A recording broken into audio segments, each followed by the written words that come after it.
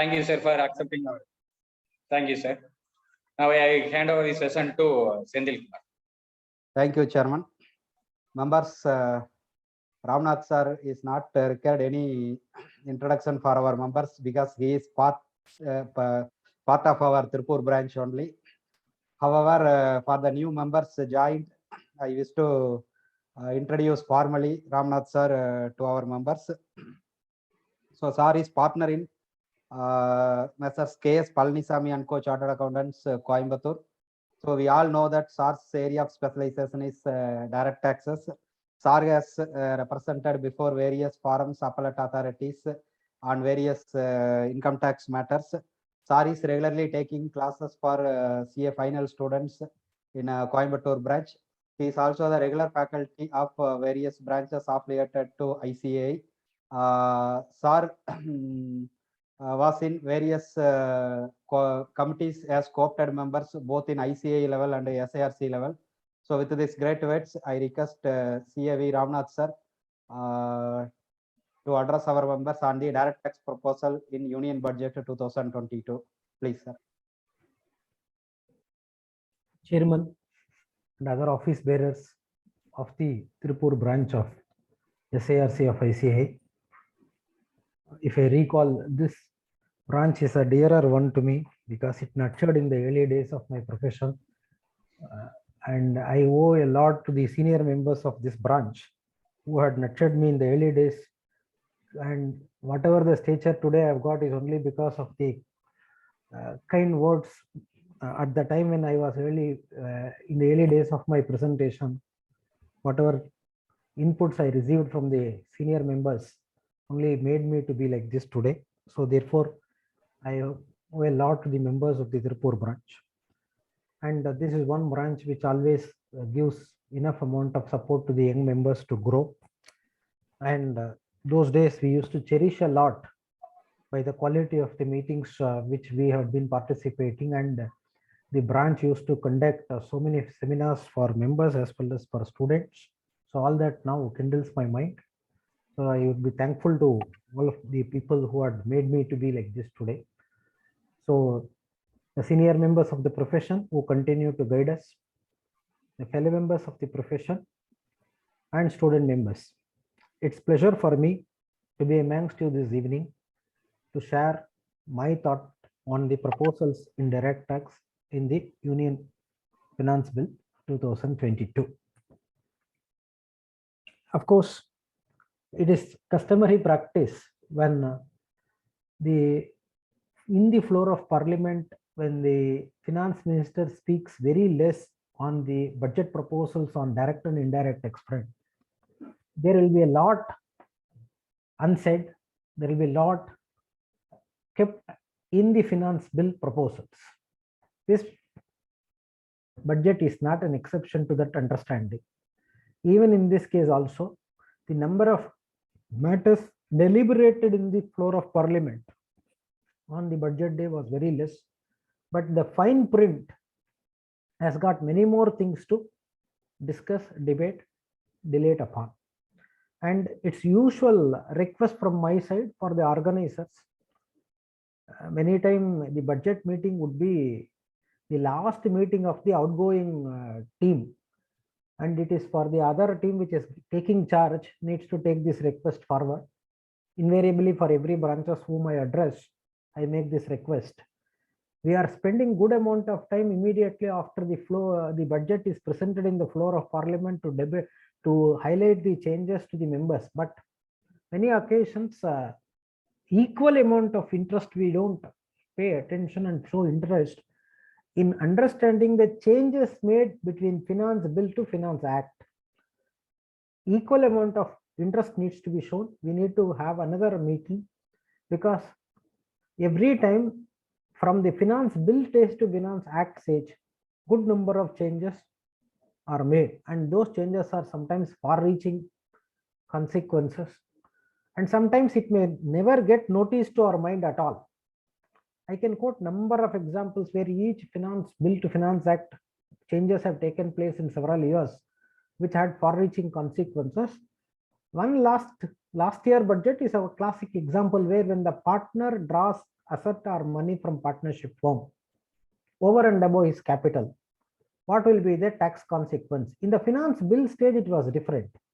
But when it comes Finance Act, it was altogether different. We had a new section called 9 capital B. 4544A 9 capital B, we had altogether a different gamut. And that is supported by rules and supported by the CBDT circular. It should be considered not as a circular, but as a guidance note itself, which speaks something which even the section did not even throw light as such. These new concepts came into the statute very later, not necessarily immediately after the finance bill becomes Finance Act, even subsequently to that also. So therefore, my request to the office bearers, going to be incoming team shortly, to conduct one more program immediately after the finance bill is through, so that we would be able to really know what the law is. Now we are going to know what the law is going to be. Sometimes after the representation is made from various quarters, certain things may get amended, and many occasions certain new things are coming in, which we would not have dreamt. Therefore, I personally request the office team members to conduct one more program after finance bill becomes Finance Act, and that could be a different flavor, not necessarily the same speaker, so that different flavor will be available for the august audience. With that prelude, I'll get into the topic proper, direct tax proposals in the Finance Bill 2022. First is rate of tax. Generally, every finance bill will have some expectation from the public about the rate of tax. In very typically to say the basic exemption limit and tweaking the slab limits. And that is introduced with the main intention of hitting this inflationary part of the economy. If last year I had some money with the help of which I purchased something, current year with the same quantum, I would not be able to purchase the same item because of inflationary trend if I continue to pay the same tax. If tax slab is gone up so that the tax payable to government comes down, balance money will be available, more money will be available with assessee. Because of the increase in prices, with the same more money, the assessee would be able to purchase the item what he was previously purchasing and maintain his same standards.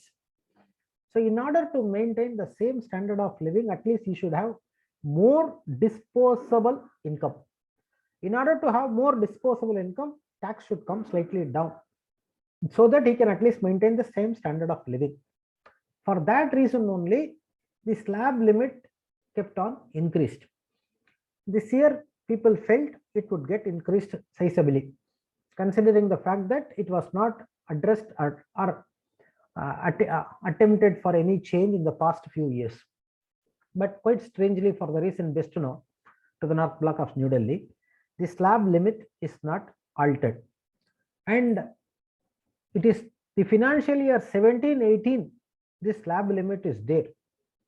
2.5 lakh, 2.5 lakh to 5 lakh, 5 lakh to 10 lakh, about 10 lakh. For an individual, HOF, AOP, BOI, AJP, this slab limit was introduced financial year 17-18 and going to be the same for the next financial year, namely 22-23.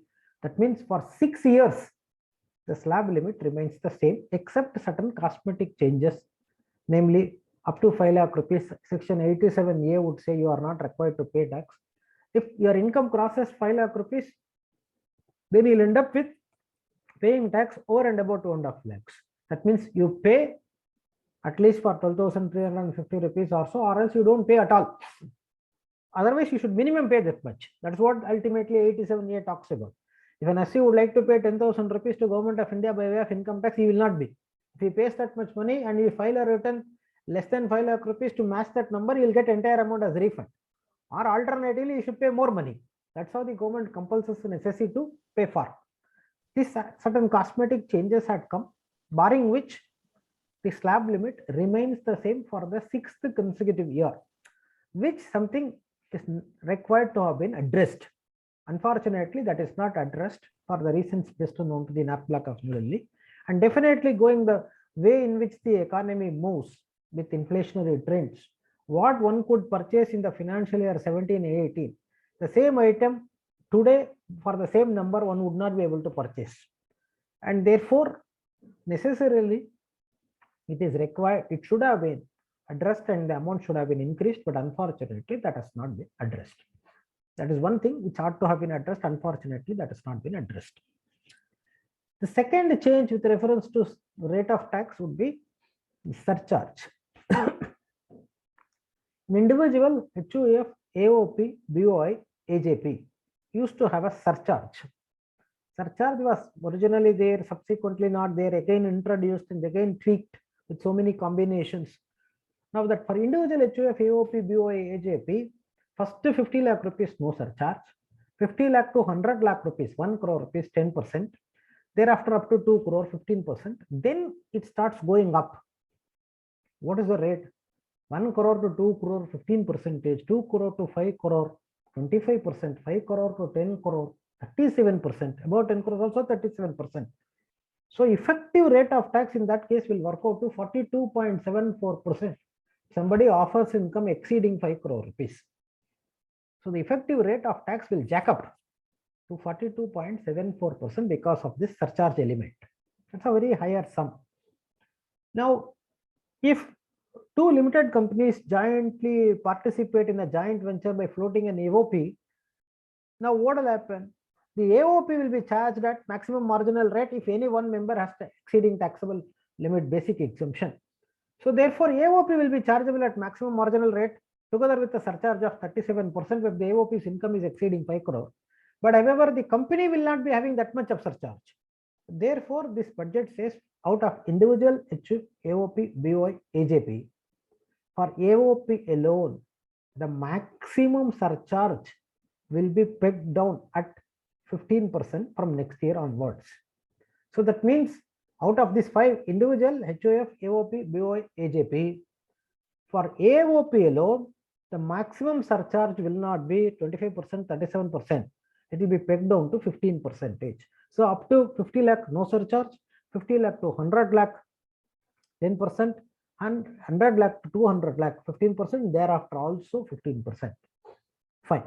In ascertaining this surcharge of 15%, 25%, 37% in respect of individual HUF, AOP, BOI, AJP, what will not have this impact of 25% and 37% would be section 111A cases. That means a short-term capital gain on listed instruments suffering STT will be chargeable at a concessional rate under section 111A. Similarly, a long-term capital gain arising from transfer of listed instruments suffering STT will also be chargeable to tax under section 112A at a concessional rate. Then dividend from companies, which until year before last year chargeable in the hands of the company as dividend distribution tax, now from 1/4/20 onwards it is becoming chargeable to tax in the hands of the recipient of the dividend. So when we are working out that exceeding 2 crore 25%, 2 to 5 crore, above 5 crore 37% surcharge in respect of individual HUF, AOP, BOI, AJP, what we will exclude? 111A cases, 112A cases, and dividend income. They will not be chargeable at 37% even if the income exceeds 5 crore rupees. These three we will put it in a basket. All other income will put it in a basket. For this independently work out tax. For all other income will work out tax. This income will be chargeable at a 15% surcharge. These three. All other income 37% surcharge if the income exceeds 5 lakh put together, 5 crore. If the income exceeds 2 crore but less than 5 crore, then the surcharge will be 25% on all other income. But all these three income, namely dividend, 111A, 112A cases, the surcharge will be only 15%. Now this finance bill proposes to add one more item in the list. 112A already there, 111A already there, dividend income already there. All other income will be chargeable at a higher rate. From that, one more item comes this side. What is that? All long-term capital gains chargeable under section 112. Sale of land or building or both, or any other type of assets, unlisted shares, sale of jewelry, all other items, all 112 cases will be charged to a maximum surcharge of 15% only. Even if his total income exceeds 5 crore, 111A, 112A, dividend income and 112 cases from 1/4/22 onwards will be chargeable at a maximum surcharge of 15%, and all other income will be chargeable based on the slab limit. The next change comes up in rate of tax with effect from financial year 22-23. Welcome amendment. So long-term capital gain is chargeable at a concessional rate of 20%, on which why should one pay 37%, as because his other income is crossing, or other income and put together crosses 5 crore, or in the alternative, long-term capital gain itself sometimes comes to 5 crore. Why that should result in a surcharge of 37%? Instead, why not it be curtailed to 15%? A welcome move we need to appreciate. Then coming to the change in the rate of tax. Year before last year, to give fillip to corporate sector, two changes came, not through budget but through amendment ordinance followed by amendment act, wherein the government said a limited company, originally it had 30% rate of tax. Thereafter, certain companies, they gave a classification of 25% subject to certain conditions satisfied, turnover criteria. Then some more companies were allowed to take 22% subject to foregoing certain conditions, following certain conditions, foregoing certain claims.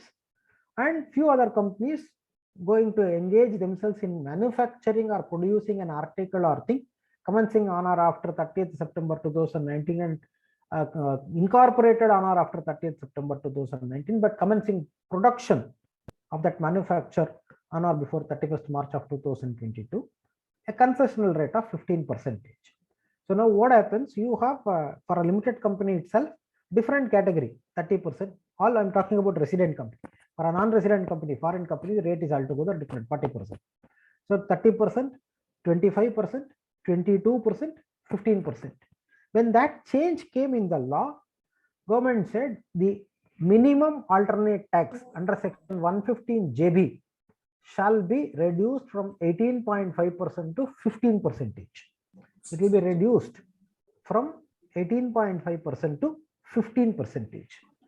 So minimum alternate tax is applicable only to a company. 115 JB talks about MAT, minimum alternate tax. Now 115 JC talks about alternate minimum tax. I used to always remember that those period when these sort of novel taxes were introduced in the Income Tax Act, they were titled with the 3-letter word. We had so many such 3-letter novel taxes introduced: fringe benefit tax, minimum alternate tax, alternate minimum tax. Like that, we have very interestingly novel 3-letter taxes introduced, and by which time we could remember Mr. P. Chidambaram was the Honorable Finance Minister introducing such novel taxes in the law. And jocularly it was said he was fond follower of one song of then Chief Minister, ex-Chief Minister of Tamil Nadu, Mr. MGR, late Mr. MGR. He used to say, "Moon Relatil en Moochirukum." Mr. Chidambaram was strong follower of that particular phrase, and therefore he started introducing 3-letter income tax, new levies, commodity transaction tax, security transaction tax. Like that, very interestingly, we'll have levies introduced during those period of time. So now this minimum alternate tax for corporates, for other than corporates, we have alternate minimum tax, changing the nomenclature, putting front and back. So alternate minimum tax under 115 JC. 115 JB reduced from 18.5% to 15%, but 115 JC continues to be 18.5%. Now what the government comes up with a proposal, 115 JC is applicable to an individual, HOF, AOP, BOI, AJP, cooperative society, LLP, everybody other than company. Out of this, for a cooperative societies alone, 18.5% will be substituted by 15% going from financial year 22-23. It is not the entire AMT comes down from 18.5% to 15%. Out of this 115 JC, only for cooperative societies, the rate of AMT is going to be down from 18.5% to 15% from the financial year 22-23. That means an individual HOF, AOP, BOI, AJP having windmill, having housing sector cases claiming benefit under chapter 6A, for them we apply AMT, they will have to continue to have this 18.5%. Only for a cooperative societies claiming ATP, etc., the rate of AMT proposed to be reduced from 18.5% to 15%. The next change proposed with reference to rate of tax is the claim of education chess. This change was expected in the last year budget itself, but unfortunately it got deferred, but nothing to regret either side. It's a retrospective amendment from financial year 2004-5, effectively financial year 4-5, assessment year 5-6. So that there is no great joy for people who have planned, because it's a retrospective amendment. We all know section 40 small a sub clause 2, small a clause 2 talks about rate or tax or rate on profits of business not eligible as deduction. Income tax shall not be allowed as a deduction in computing business income. Now, income tax surcharge is additional income tax, therefore surcharge paid on the profits also not eligible for deduction. We have Bombay High Court judgment in Seshagova Limited following a Gujarat High Court judgment to say tax includes surcharge, but education cess is not part of tax or rate. Cess is different from part of tax and rate. Therefore, education cess is eligible for business deduction. Seshagova Limited, Honorable Bombay High Court said education cess is permissible. Now, what happens? You work out taxable income, then tax, then surcharge, then education cess. This amount again you are claiming it as against the taxable income, so it reduces the taxable income, again tax. So that creates a circular reference. In Excel you will have a circular reference similar to that. Then you will have to apply a formula to break this. Okay, you do some exercise and break it. Now then you want to claim the education cess as a business deduction. Now this is something government thought it is not appropriate. And whenever last but 1 year, this judgment came, many people asked me, why can't we claim it? I said, it's going to be temporary. You can claim, but definitely it is not going to be surviving for long lasting. You will only have to incur the cost of maintaining the appeal. Many corporates have said wherever the appeals are pending at different stages, CIT Appeal Tribunal, High Court, people have requested me to prepare the additional grounds to file with the respective authorities. We have filed it, but no case was taken up for hearing. Some of them are in the pipeline. No orders were received. But in the intraganum, now the proposal has come by the Finance Act 2022 by amending section 40 small a subclass 2 to say the tax includes education cess also, health and education cess also. So all central government cess will also be incorporated. So now what happens? Seshagova Limited, Honorable Bombay High Court judgment seems to be nullified retrospectively from assessment year 5-6. Those who have not claimed, nothing to regret. Anyway, we have not claimed, we are not going to lose. Those who have adventurously claimed because of this judgment, their claim will not be accepted. They are also going to pay tax. People who have not claimed also paid tax fully. People who have claimed it also going to pay tax, and therefore there is nothing to greatly regret about it. That's all with reference to changes proposals with reference to rate of tax came in the Finance Bill 22. Now let us go to the next segment dealing with charities. Section 1023C is one clause in section 10, has got highest number of provisos, and every time it will have one amendment, one new proviso, one deletion, something like that. Any budget for that matter will have one tinkering of section 10 clause 23C. This is not an exception to this. This section, this budget also has got enough amount of changes proposed in section 1023C as well as in section 11 and 12. Now, what is the difference between something coming under 1023C as against 11 and 12? By and large, section 1023C and 11 and 12, by and large become simple, similar, nothing great about it. There are only few changes in the past that is getting to be cemented.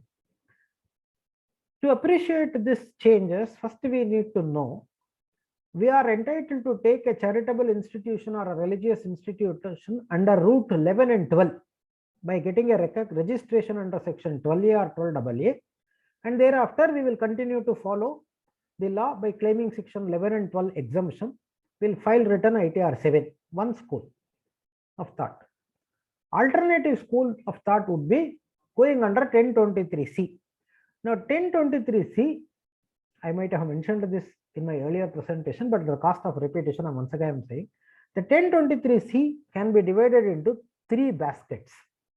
First basket, medical educational institutions who are either wholly or substantially funded by government. The second basket, medical educational institutions who are not wholly or substantially funded by government, but whose annual gross receipts do not exceed the prescribed threshold limit. Previously, it was 1 crore. From financial year 21-22, the limit goes to 5 crore. Up to financial year 21 March, 1 crore per institution. From financial year 21-22, it is 5 crore per PAN. So one trust may have one engineering college, one polytechnic, one school, and sometimes one nursery school, etc. Earlier we used to say nursery school and separate recognition, take it separately. Matriculation school, separate recognition, take it separately. Then state board school, separate recognition, take it separately. Each of them less than 1 crore gross receipt, no problem. All of them will be entitled for 1023C 3AD. But Finance Bill 21 said not unit wise, it is PAN wise. Per PAN, 5 crore gross receipt. So the second basket, medical or educational institutions run by the trust, where the annual gross receipts for all such institutions put together does not exceed 5 crore. Now there is a third segment coming in the third basket, which says medical educational institutions not funded by government substantially, but gross receipt exceed 5 crore. Now the third segment, medical or educational institution. In the third segment, you can also have charitable or religious institution irrespective of the threshold, and you would like to seek approval from prescribed authority. So now third segment, we have gross receipts exceeding 5 crore and not substantially funded by government, medical educational institution and charitable religious institution in the third basket. That needs to be compared with 11 and 12 cases. Now, which is better between the two? Earlier 1023C, very attractive, because once you have recognition, nothing you need to do further, no return filing, no maintenance of books, no condition, unconditional exemption. But whatever condition otherwise available for section 11 and 12, the same way introduced for section 1023C every budget after budget by introducing proviso after proviso, whereby today almost all the conditions of section 11 and 12 become applicable to section 1023C as well. Now what happened? If you compare letter by letter, what is available for 11 and 12, not available for 1023C, you would be able to find still 1023C has got few more differences. Last year, they've introduced one change whereby 1023C cases, corpus benefits were not there. Even if they receive corpus, they should employ 85%. But section 11 and 12 cases, you receive corpus, you don't need to employ 85%. You can accumulate and keep it in 11.5 mode. Say it's a corpus, therefore I'm keeping in deposit, interest income therefrom I will use it for the stated objectives possible. Last year they introduced that benefit to 1023C cases as well. That's permissible. Now, what other differences the government would tries to address? If the trust under 11 and 12 has got some people covered under 13.3, who are they? Trustees, settlor, the substantial contributory, relatives of these people, concern in which these people are relative have substantial interest. These 5 cases, getting directly, indirectly any benefit from a trust, section 13(1)(c) would get triggered. Directly or indirectly, income or property of the trust is applied for the benefit of the person specified under 13(3). Then the trust will have so much of consequences. That was not there for 1023C. That means a person having registration, recognition under 1023C can say, for me 13(3) is not applicable, even if the trust property is applied directly or indirectly for the benefit of the trustees, for example. The danger available for 11 and 12 not applicable. Now government says we will introduce that to 1023C as well. So both will have the same problem. Then 1023C cases mandatorily have the need to file return under 139(4)(c). They have to file, but if don't file, what will happen? Apply is silent previously. But 11 and 12 cases, 139(4)(a) requires you to file return mandatorily within 139 time. So therefore 139(4)(c) mandatorily they have to file return. Fine. Now section 11 and 12 cases. Section 12AA subsection 3 said, after getting registration from the commissioner, subsequently it comes to the knowledge of the commissioner that the trust conducted its activities which are not genuine, or its activities are not in accordance with the objects of the trust. So the transactions are not genuine. Transactions are not carried out in accordance with the objects of the trust. Then subsection 3 has these two. Then subsection 4 of 12AA says, if the transactions are carried out by the trust in violation of any law, rules, regulations, which are material for achieving the objects of the trust. Original idea is to say that FCRA, if somebody violates, but the law doesn't explicitly say FCRA, so any law for that matter can be roped in, but that law should be material for achieving the objects of the trust. And section 13 gets invoked. 13(1)(c), 13(1)(d) violation gets invoked. If any one of these four defaults are taking place, then what will happen? Activities are not genuine. Activities are not in accordance with objects. Activities are carried out in violation of any rule, law, regulation which are material for achieving the objects of the trust. And lastly, 13(1)(c) or D violated. 115TD would get triggered. What 115TD says? If in addition to that also some 115TD talks about other concerns, let us not worry about that for the time being. They are voluntary in nature.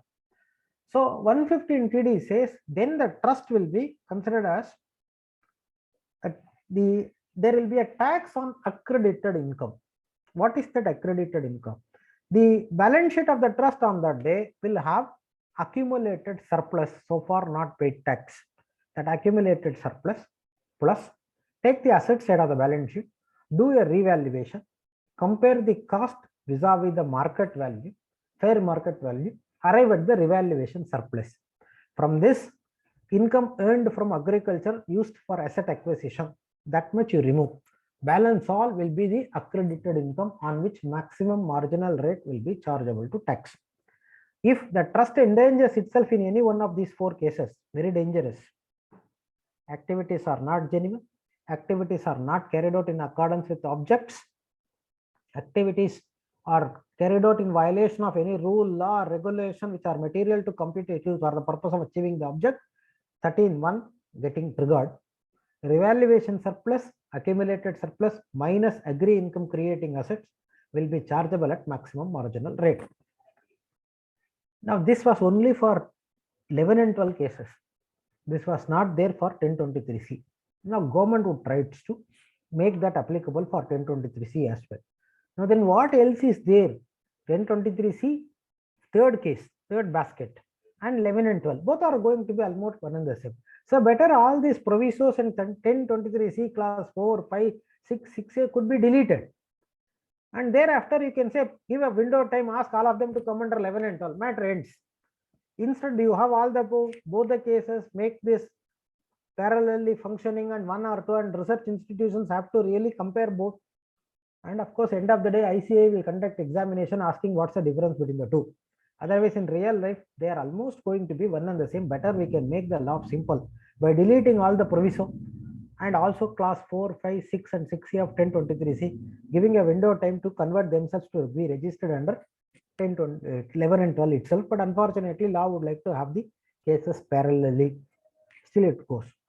Now that is not the end of the proposal for cases, for the trust related cases.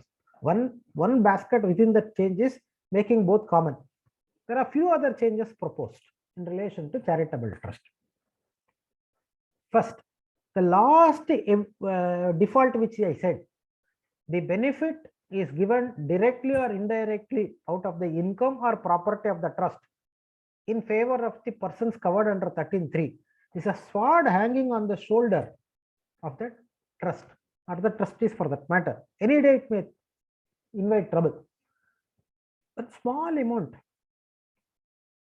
which they did not even intend that it is going to be causing trouble, but something has happened.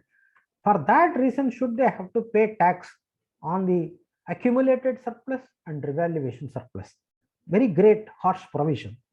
Therefore, this finance bill proposes to dilute that particular case. So from that 4 default which we have discussed, the 4th one is removed.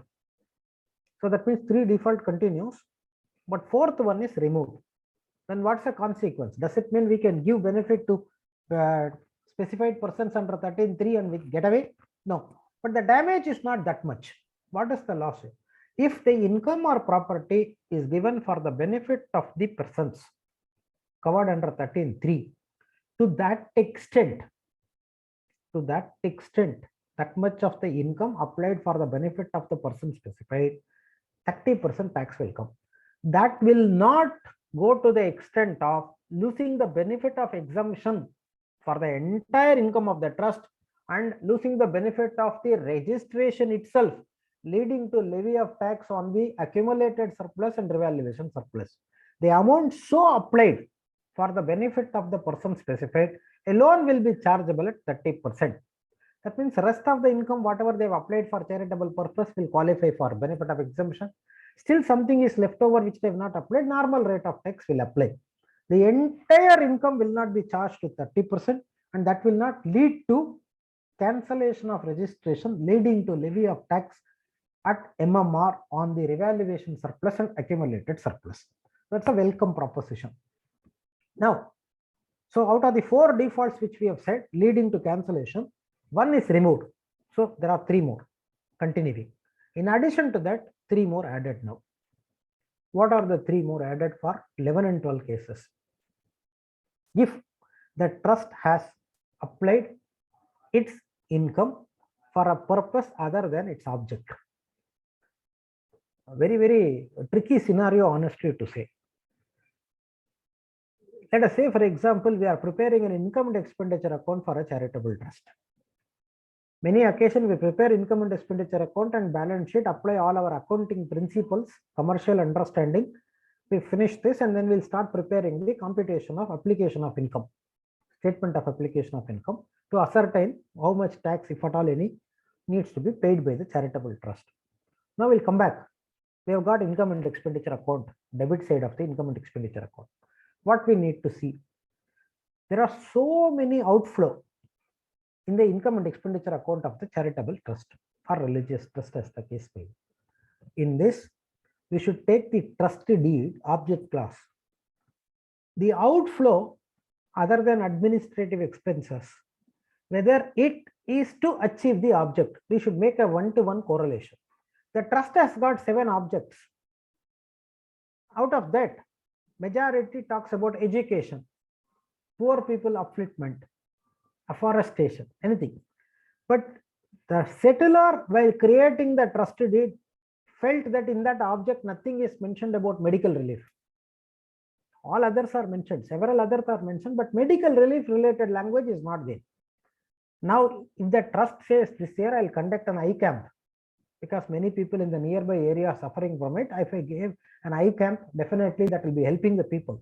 No doubt, running an eye camp is a charitable activity within the definition of charitable purpose as defined in section 2 clause 15 of the Income Tax Act.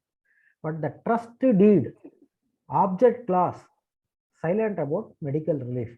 If the trust conducts an eye camp which is not permitted in the object clause, that will lead to that will be amounting to applying the income of the trust.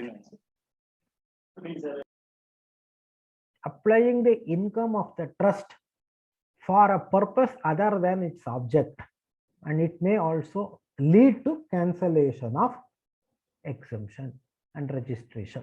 So that means what we need to do, take the application side, expenditure side, income and expenditure side, in the income and expenditure account, expenditure side, leaving administrative expense, rest all will have to link with object clause, which this particular outgo to which object it relates. So we'll have to read the trust deed object clause and sync it so that it will not land into difficulty. One. So I said earlier three defaults continue. Now three more introduced.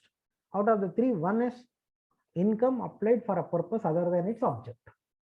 The next, income includes business income from incidental business, but books are not specifically separately maintained.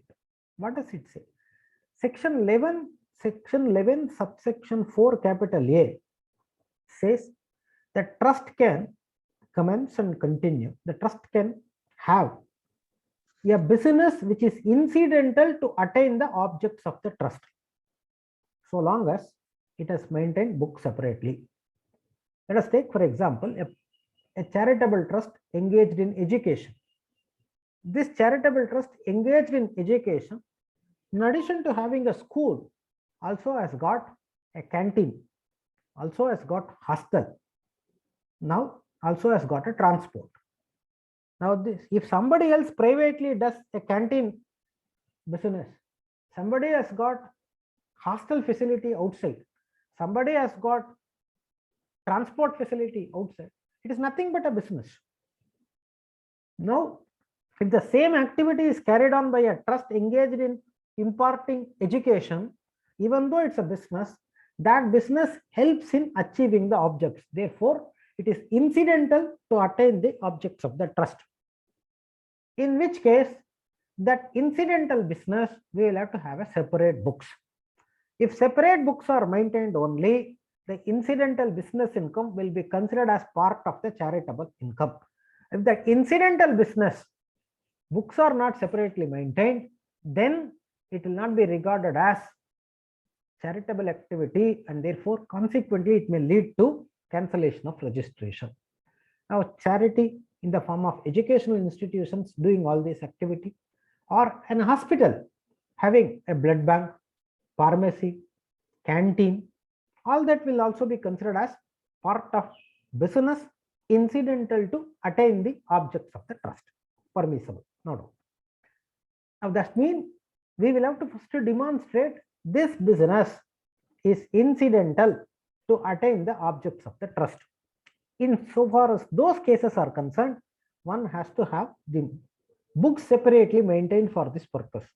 If a school has got only one books of account for both transport and regular school activity, it is danger. Transport activity should be separately maintained. School has got hostel facility, then it has to maintain it separately, because hostel is incidental to attain the objects that is done. So this are very careful from going forward. Many people would have already maintained it separately, and thank God COVID. Prior to that, always transport used to incur losses and school fees will compensate. This year, transport fees is not there, but equally transport expense is not there. Therefore, the loss has come down. So ultimate surplus out of regular activity itself would have gone up.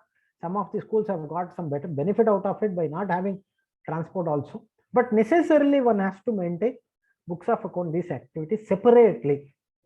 It should be identifiable. The income and expenditure should be identifiable separately. A question would arise, supposing there is a very big institution following some ERP, only one book would be there. How can we have separate books? At least P&L balance sheet should be able to be imported, excelled or extracted from the software. It is not necessary that you should have a separate books. If you are able to create one book from the total books, carve out separately and make it a separate book with P&L balance sheet, that is sufficient. But at least it should be identifiable and we should be able to demonstrate separately it is available. Now, other than businesses which are incidental to attain the objects of the trust, what other businesses? All other businesses are not incidental to attain the objects of the trust. That means what will happen?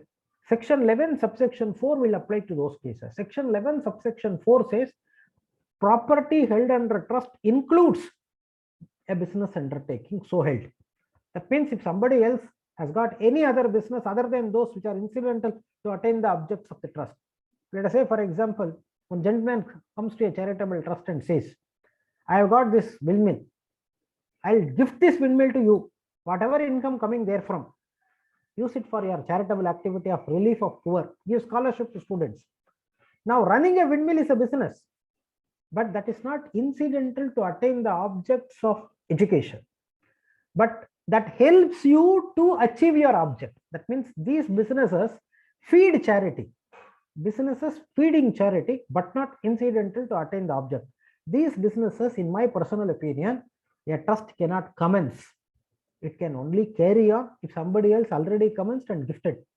But incidental businesses, a trust can commence and carry on. Hospital having pharmacy, educational institution, school or college having vehicle division, they can commence and continue, but unrelated to your object. Some businesses are there that unrelated businesses cannot be commenced. It can only be continued. That section 11 subsection 4 allows this, but this new proposal says if your income includes unrelated businesses, then commissioner can cancel the registration. I personally feel it should be read as commissioner can cancel if it is commenced by the trust. If somebody gives it, why should it be taxed, or why should it lead to cancellation? You would like to pay tax on it, that's a different subject altogether, but why should it lead to cancellation and also consequently leading to pay tax on the accumulated surplus and revaluation surplus? So it should be read, because section 11 subsection 4 not amended to delete this, and therefore that should be read. So, but we'll have to wait and see how a clarification comes. Post-budget memorandum, this will be referred to. Let us wait and see.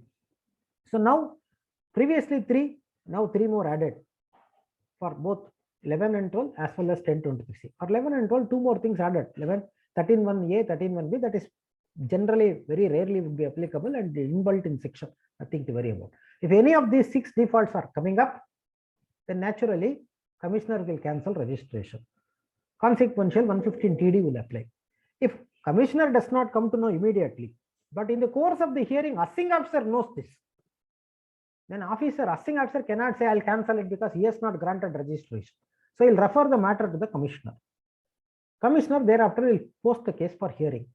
And if he is satisfied the violation has taken place, he will order for cancellation. If he is satisfied that violation has not taken place, he will pass an order appropriately. The time taken on the day the assessing officer referred this to a CIT and the time taken by which the commissioner passes an order, the intragenum time will be removed for determining the time to complete the assessment by assessing officer. Good synchronization of law to a certain extent, whereby technically there will not be any issue. Now, that's one very welcome change, but slightly 1 or 2 aspects are disturbed.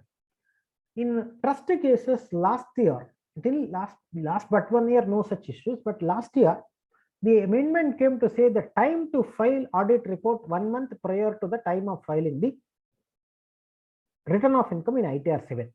Form 10B needs to be filed before a cutoff date, and time to file ITR 7 1 more month is paid. Some of the cases where people have missed the due date for audit report, but did not miss the due date of ITR 7.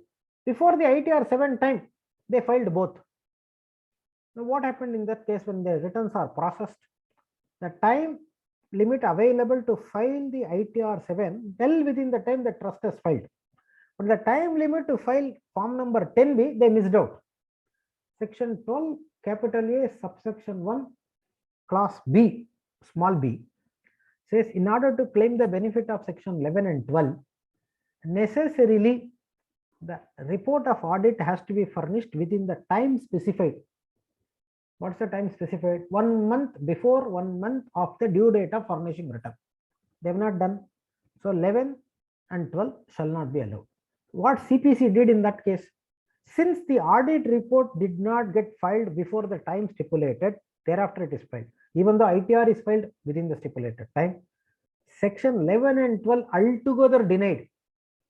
Gross receipt 1.2 crore, 1.1 crore spent, balance 10 lakh is falling less than 15%. There is nothing to tax, but because audit report got belatedly filed, because audit report got belatedly filed, entire 1.1 crore was exposed to tax by CPC.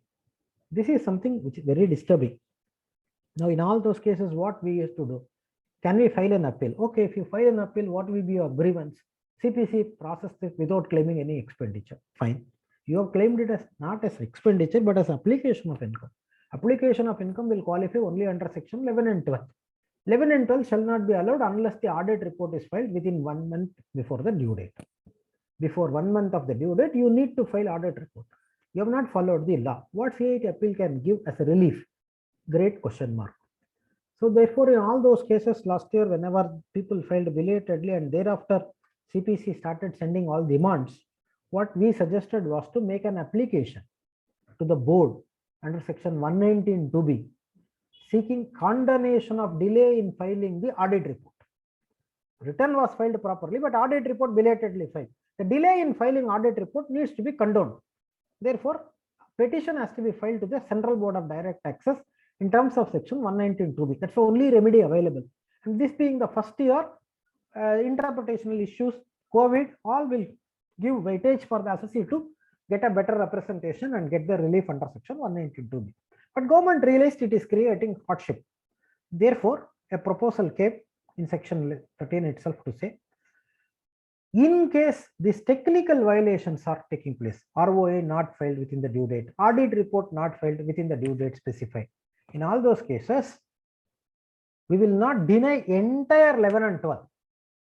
We will not deny entire 11 and 12. We will recompute the income for belated cases. How will we recompute income? Take gross receipt. What you have claimed, revenue application, will allow. What you have claimed further, capital application, we will not allow. Have you claimed a depreciation on an asset which was claimed 100% as application of income? In that case, that depreciation will not allow. Then, in the revenue application, whatever we have agreed to allow, if 40A 1A applies, 40A 3 applies, will disturb that. To that extent, there will be a disqualification. Then whatever is the income on which normal rate of tax would apply. So what happens now? They are recomputing the income.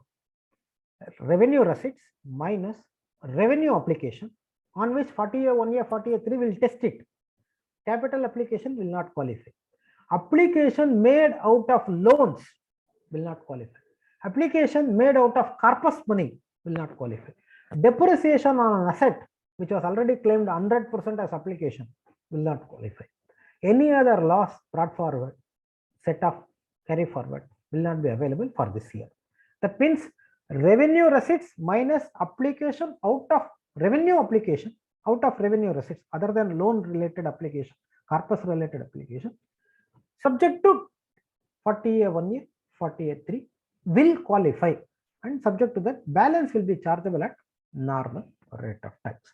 So to that extent, it's a welcome proposition.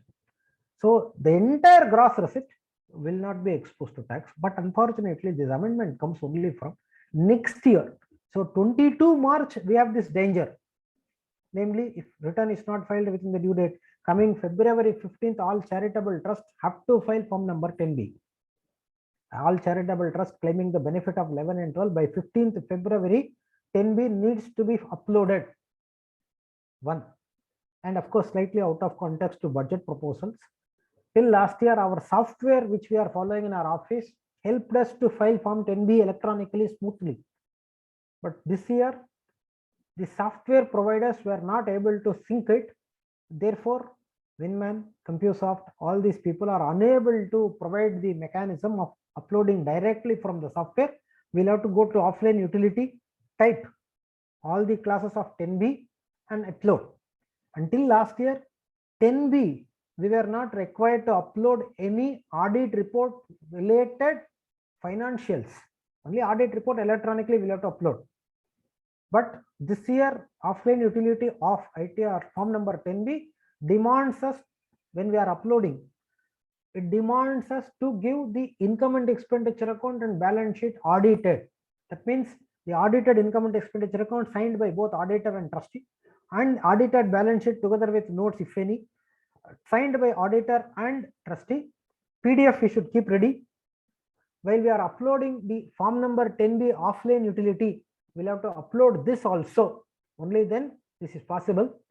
We have spent a lot of time, we have waited for a lot of time, but the software providers are unable to sync and give. Therefore, better to see that 15th February, all charitable trust related cases 10B is filed. I always used to say, if a tax audit report is not filed before 15th February, in worst case, 1.5 lakh rupees penalty.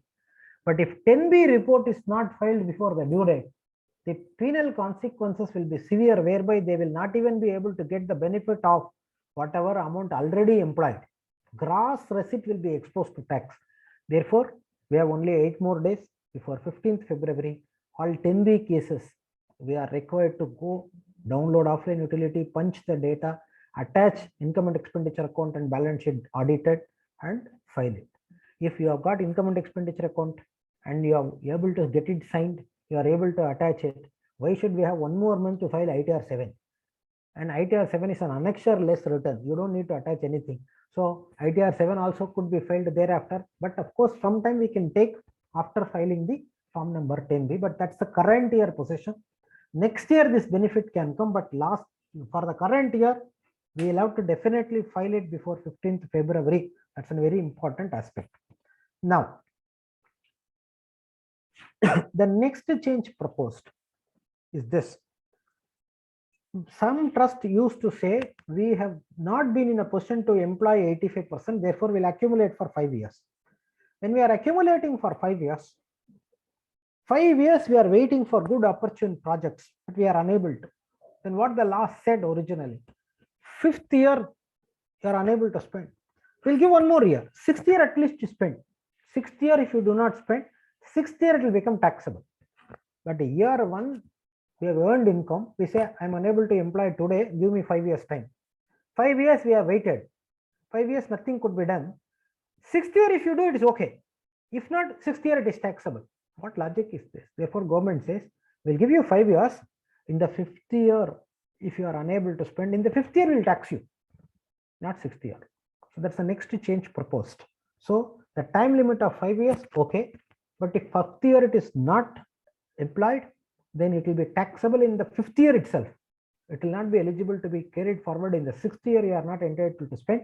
6th year you cannot say it is taxable in 6th year. It is taxable on 5th year. Earlier people used to say, if it is taxable in 6th year, the law never said taxable. It is the income deemed to be income of the 6th year. If it is income of the 6th year, again I'll accumulate for 5 years. Again I'll take 15% benefit. All that is proposed to be withdrawn. If you accumulate and thereafter you are not able to spend, it becomes taxable income. If you are accumulating, you are applying for some other purpose, it is taxable income. You are accumulating, you are giving to another charitable trust as donation, it is taxable income. You are accumulating, you are not at all spending, it is taxable income. You are accumulating and keeping in 11.5, thereafter converting into non-11.5, it is taxable income. Then what will happen? That will alone be chargeable at 30%. That portion of the income will be chargeable at 30%. Balance income will be chargeable at normal rate. So this is a very good proposition to that extent, but bringing 1 year advance. Then law further says, for business profession, 44AA talks about, subsection 1 of 44AA says, for 11 cases professional, book shall be prescribed by government.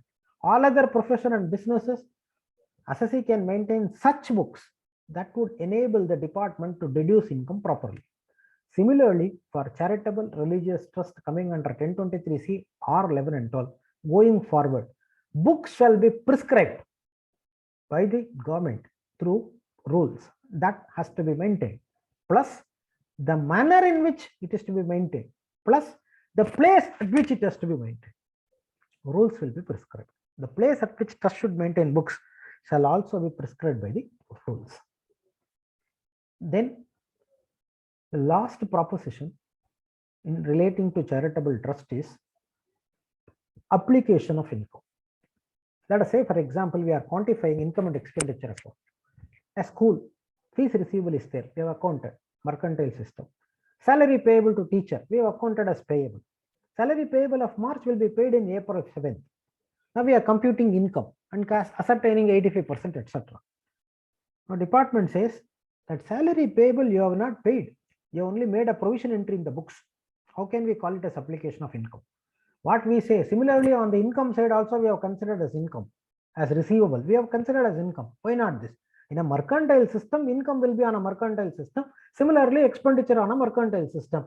But it's only a timing difference. If not today, tomorrow I'm going to do it. What's the problem? If somebody follows cash basis, both income will be on a cash basis, expenditure on a cash basis, no problem. Somebody follows mercantile system, you see next year we have done it or not. What's wrong in it? But government says, sorry, we are unhappy with that. Some courts have said if you make a provision entry that is also amounting to application of income, so long as next year you have paid. Next year if you reversed it, then you are playing around. Next year if you actually paid, this year itself you claim. Next year you are not claiming again. Next year against payable only you are making entry. Nothing wrong in it. Those judgments are not acceptable to government. Therefore government says applied means actually paid. So now salary payable will not qualify for deduction in this year. It will be eligible for deduction in the next year. Now see the irony of law. It is like section 43B. Irrespective of the method of accounting followed. Irrespective of the method of accounting followed by SC, it shall be allowed only in the year of actual payment. And subsequently, any other year, it will not be allowed as deduction. So now on the expenditure side, government would like to say we will not allow on accrual basis, we would like to allow only on payment basis. But on income side, it is silent. So we will prepare income and expenditure account, but expenditure all we'll have to alter it. Now what happens now? It is not income and expenditure account. It becomes income and payment account. It is neither receipt and payment account nor income and expenditure account. It's a blend between the two. Income side from income and expenditure account. Expenditure side not expenditure. It is from payment side. We'll have to take and see the comparison. So now some of the cases where you have no receivable, you have no receipt, but you have to expend. How can you expend? Very difficult. Therefore, what one has to plan? Let us say huge receivables are there. You employ 85%. You don't have money to pay 85% out of it. In that case, what to do? There is an explanation below section 11, subsection 1 capital B says, this year I have not received, therefore I could not spend. You can give form number 9A. And if you file form number 9A, this year that portion of receivable for computation purpose as if employed, they'll remove. But in the year of actual receipt or next year, you will have to employ it, and that should not be double counted for that year's application of income. If you do it, this year itself you can remove. So when you have huge receivable, but only payments are allowed, actually paid is allowed, but receivables you count it, you are falling short of it, then what benefit one can expect? Go by form number 9A, explanation to section 11(1). To the extent of receivable, you can postpone by giving a promise that in the year of receipt or year following that year, you will pay, so that this year it will be deemed to be applied. In that year, if there is a failure, it will be becoming income. If it becomes income, it becomes a chargeable income. That year, once again, I cannot say I'll again employ 15% out of it. All that story is not possible. It will be chargeable at 30%. So this is a new proposition, slightly disturbing, and the term applied means paid will apply for the current financial year onwards. It's an amendment retrospectively applicable from financial year 21-22, assessment year 22-23. Fine. And in a case where the benefit goes to related parties, people are prepared to pay 30%, but that should not give them a comfort that as and when they want, they can keep paying and pay 30%. Therefore, a penal provision 271 AAE is proposed to be introduced to say, first time you do it 100% of such sum, and subsequent time also you keep doing it, then 200% of such sum shall be levied as penalty. To that extent, it's a deterring provision. These are all changes proposed relating to charities, and a few of them have got far-reaching consequences. Some of them are welcome, some of them scary to say, and some of them procedurally will throw open certain challenges in furnishing return of income. All need to be suitably taken care of, and we'll have to wait and see after the representation is made, how at the time when it becomes Finance Act, how it is going to take its shape. Now we'll come to all other proposals. Out of all other proposals, I'll pick up few proposals which are going to be having wide application. Excuse me.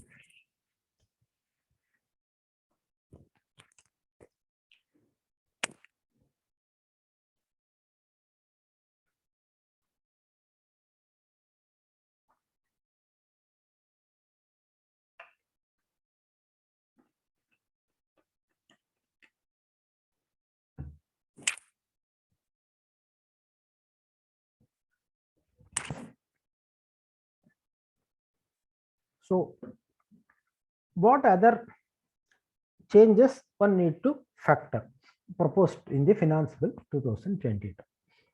Take one example. The law is sometimes so harsh that we would not have dreamt that it could be so harsh like this. One income earning member of the family got some illness, therefore he approaches the hospital, and that hospital says he has got some deadly disease and he has to be immediately operated and it requires huge sum, and only 3-4 days time he has to get ready for it. The family makes an appeal to the public, he has to be saved, etc. And our country has very good philanthropic mindset, and many philanthropic people with that mindset would try to help. But in order to make them feel that the money doesn't get exploited, it goes only to the cause concerned. The appeal itself says this is the hospital detail, this is the bank account detail of the hospital, this is the patient name, etc. So that the person paying money will definitely feel that the money goes to the right cause. Okay. Let us say, for example, some 25 lakh rupees has gone for a particular purpose and the gentleman recovered. He came happily out. Now, sometime, if a law interpreting officer who is going only by letter of law, very literally, now what happens to this 25 lakh to this person? He has received from various people. We will see section 56(2)(10). Any person receiving sum of money without consideration exceeding 50,000 per annum from an unrelated person. 56(2)(10) would apply for this 25 lakh rupees to him. He might have paid entire 25 lakh rupees to the hospital, or rather somebody might have paid on his account to the hospital. He might have got recovered and come. But now the law will say, give me 1/3 of it, because 30% slab you have to pay. The 25 lakhs he will be exposed to tax under section 56(2)(10). How irony the law is now. Now people would be sometimes very enthusiastic of making public appeal, etc. But tomorrow, generally these cases go unnoticed, fine. Tomorrow, sometimes if it is getting picked up, details are picked up from a hospital who has paid huge sum, whether he has shown this in his account, if some verifications take place, the law is not addressing this. How to address this issue for that poor person? When making appeal, instead of making appeal to the public to directly pay to the hospital, the appeal should come through a charitable trust having 12A registration. The money should go to charitable trust account, and then the charitable trust should pool together and give it to the hospital. Now what will happen? Now the public have paid to charitable trust. For a charitable trust, this is a receipt, chargeable income subject to application of income. Now charitable trust engaged in relief of poor, raised funds, gave it to the medical treatment of a poor person. For its account, its application of income. So charitable trust will escape. Now come to that individual.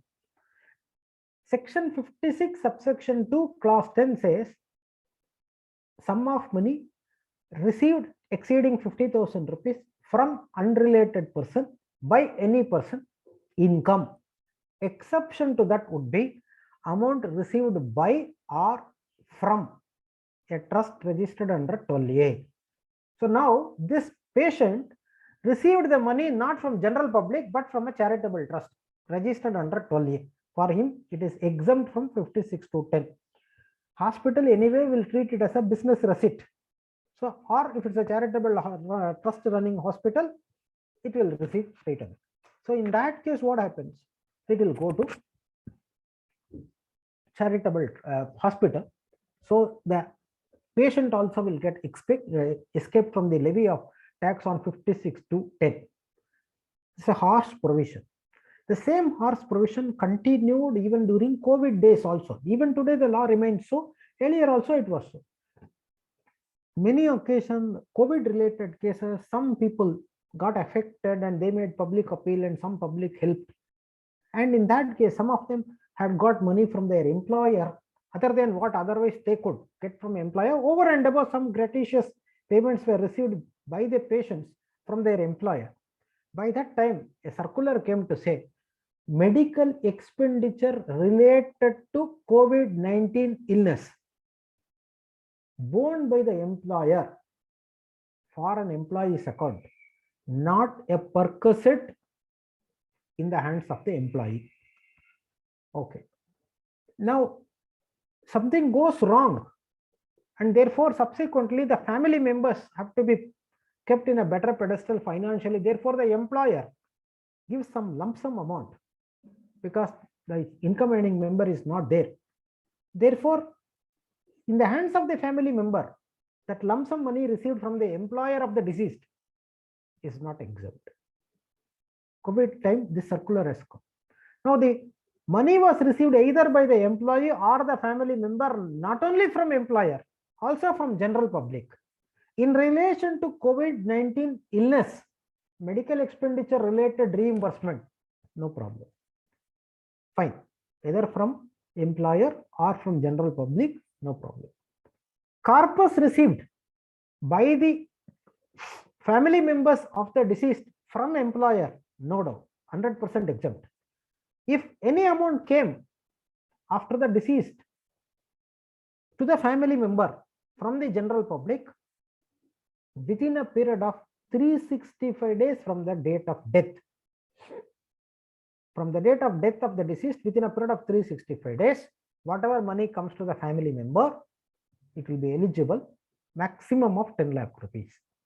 That is what circular said. Circular has to be given legal sanctity. Therefore, section 70 and 56(2)(10) got a proposal amendment retrospectively from the financial year 1920, assessment year 2021 to say these propositions. Welcome. But I personally feel the law should be a little more flexible enough to say why should it be confined only to COVID-19 illness. Actual expenditure reimbursed by anybody. If somebody is unable to spend for medical expenditure and somebody else steps in and helps, why should income tax department say, I want a share in it? This is something where a person is not having income, therefore he appeals and somebody gives benefit. Why should our law say there is an income element, therefore you will have to pay tax thereon? The law could have been little more friendly. And it is the scenario where our country doesn't have a pension system for a person who is self-employed or a person who is privately employed, and he has to take care of his medical expenses. In which scenario, naturally, these sort of cases where they don't have corpus, they don't have money, somebody else helps for it. Why should our income tax law be so stringent enough to deal with that? A louder thinking is warranted. At least these matters, how much one can plan and make this happen? Very rarely. Therefore, at least certain things could have been little more flexible. And of course, our law is getting so stringent. Our corporate social responsibility cannot have employee welfare related matters. To your own employees or family members, you do something, it will not be considered as CSR, except COVID related certain matters they came up. Let it be flexible. To your employee, you do something more than your normal. Let that also be CSR. What is wrong in that? And CSR is not a permissible expenditure for income tax law. Law mandates somebody to spend 2% of the profit other than his business. Why can't you encourage them by allowing income tax deduction? The law should have been different, how it should be. If you pay the 2% in the very same financial year, I'll give you 150% deduction, weighted deduction.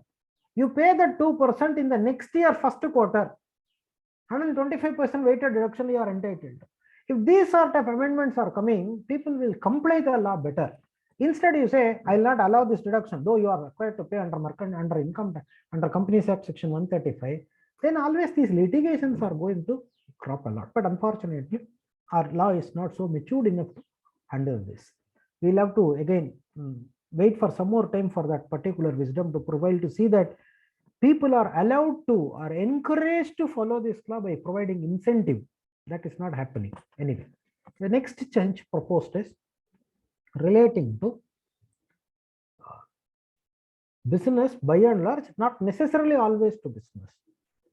We know in a balance sheet, there is a liability side entry, loan borrowed, and the officer during the course of the hearing can say, I am proposed to invoke section 68, give me proof that there is an identity of this person, there is a capacity for this person to pay you money, and your transaction with him genuine.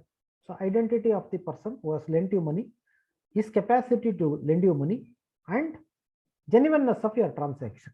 If you satisfy, I'll allow section 68 satisfied. Otherwise, I'll treat this as income chargeable at a special rate from 1/4/16 onwards. 1668 condition.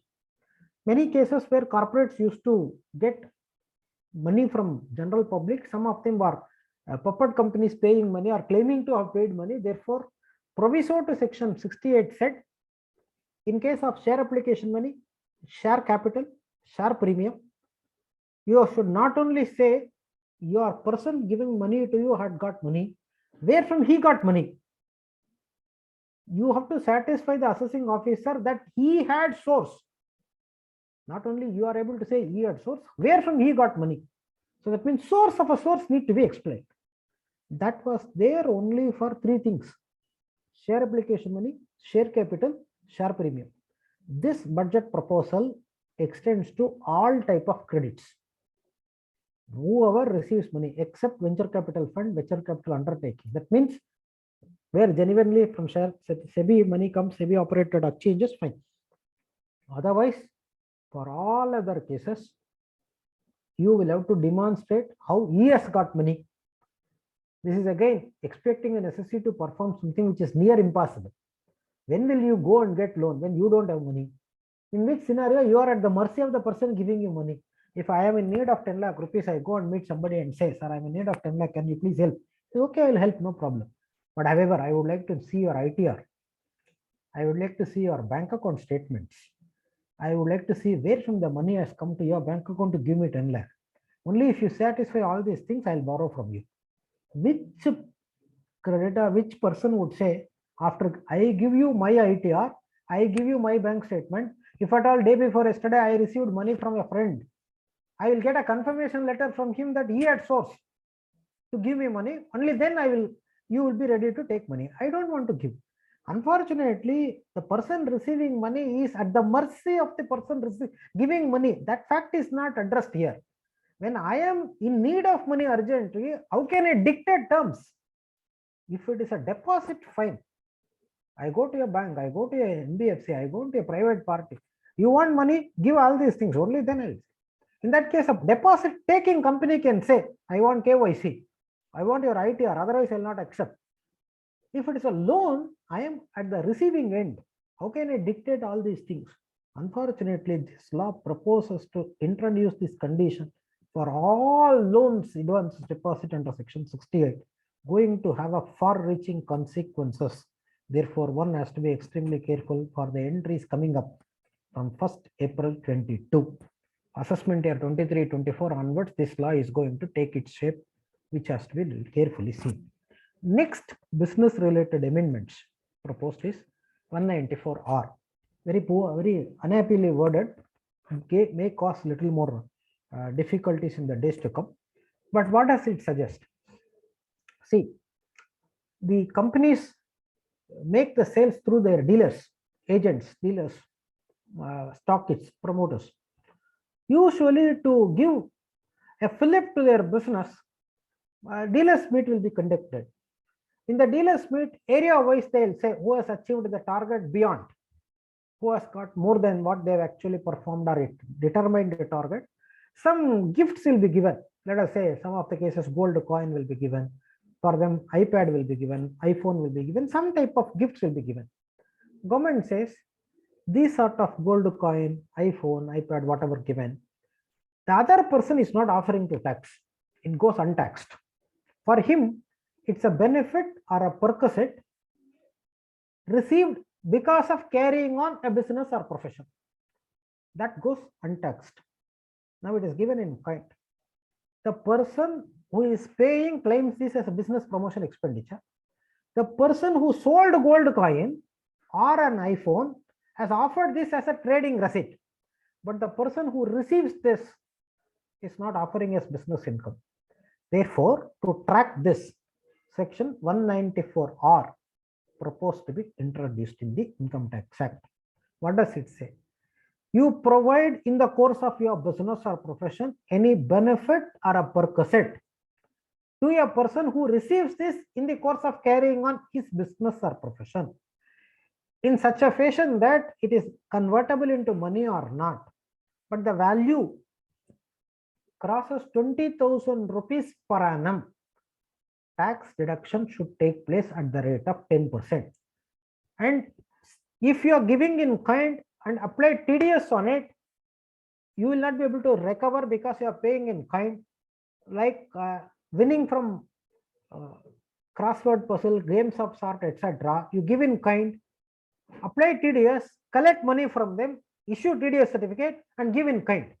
Same scenario. Give perquisite benefit, then you will have to collect the tax component in cash from them, deduct as if for deduction of tax at source 10%, pay to Government of India, issue TDS certificate, also give this.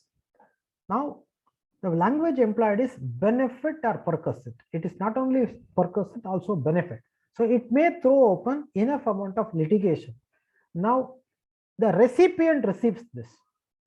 Now, if he participates in the conference, they say we'll all go to Uti, we'll all go to Kodaikanal, we'll go to Goa, and you participate in the conference, 2 days conference, we'll discuss business strategies and we'll distribute prices. Now, in all those cases, whatever prices received will be first exposed. What will happen to the conference expenses? Can it be also treated as a benefit or a purpose? Question mark. And so many other examples one can keep adding, but it's very too early to define what is benefit or perquisite. And if 100 employees of there are several employees of the dealers are participating, whom should they have to address, whether to the employee or the dealer's employee? And can they say in the 2 days we have discussed business strategies, therefore the conference expense cannot come, whatever we have received, that alone can be charged. And all these issues would further crop up. We'll have to wait and see how it is taking up its shape in the days to come. Then comes the next is with reference to the offences related proposition introduced retrospectively from 1st April 22. What does it say? One is not very greatly applicable to us. Medical companies, pharma companies giving freebie to the doctors, conference, etc. Medical Council of India prohibited. These medical companies went to the court and said, we are not violating law. If at all there is a violation of law, it is the doctors who are violating law in accepting our gifts. Therefore, we are entitled to claim this. Courts have accepted. Therefore, proposition comes now to say, when you are giving this and the other person's code of conduct is violated, for you it will not be allowable as deduction. Likely for small changes, law is getting complicated. One. Then in India or outside India, any offense committed will be not allowed. And third aspect is expenditure for compounding the offense will also not be allowed. We have seen cases where somebody doesn't file 2 years ROC return, AOC 4, MGT 7, and those days we used to go to CLB. Now it is NCLT, and before them we'll argue to say that please compound. They would have already started prosecution. Against prosecution will go for compounding petition. They'll say, okay, pay compounding fee, we'll withdraw the prosecution proceedings. Compounding will take place, will go away. Now compounding fees will not be allowed. Now expenditure in relation to compounding. That means what will happen? The council fee, the travel expenses to go to Chennai, all will get disallowed. That is likely to cause some difficulties in the days to come. Then the time limit to commence the manufacturing activity by the concessional companies which are availing the benefit of 15%, 1 more year extended. Originally they should commence by 23 March, it is extended to 24. Now comes assessment related changes. Updated return. The day when in the floor of parliament, the finance minister said, we'll give you 2 years from the end of the relevant assessment year to file return, updated return. In one, very interestingly, our chartered accountants with our novel idea said, by the way Infosys conducts its site by addressing the changes, regular return itself will take 2 years time to file. At least next 2 years we'll have to fight to get this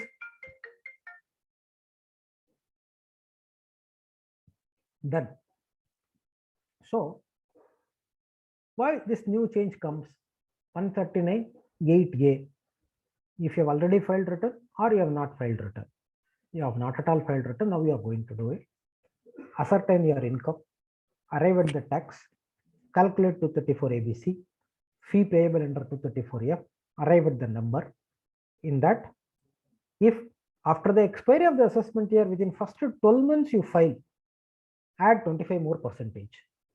After 12 months, but before 24th month you are going to pay, add 50% of tax cum interest minus all prepaid taxes. Tax, interest under 234 ABC, fee minus all prepaid taxes, advance tax, TDS, TCS, DTA relief, any other aspect of income. Reduce it, arrive at the net amount. On that net amount, 25% if it is within 12 months from the end of the relevant assessment year, 50% if it is after 12 months, before 24 months. Add to that, pay tax, then file this updated return. Normally, if a return is filed without payment of taxes, earlier there was a rule to say the return will be defective, but that was removed. So today you can file a return without payment of tax. The return will not be regarded as defective, but other consequences will follow. Assay will be termed as assay and default. Equivalent amount of unpaid tax can be levied as penalty. Other consequences will follow, but the return will not be regarded as defective. But this return, updated return under Venkat names, shall be regarded as defective unless the tax is paid along with the return. While filing the return, tax has to be paid and the return has to be filed. Who cannot file a return? If a person has got a search, survey, requisition, connected cases, information about a DTA related sharing of information from other countries.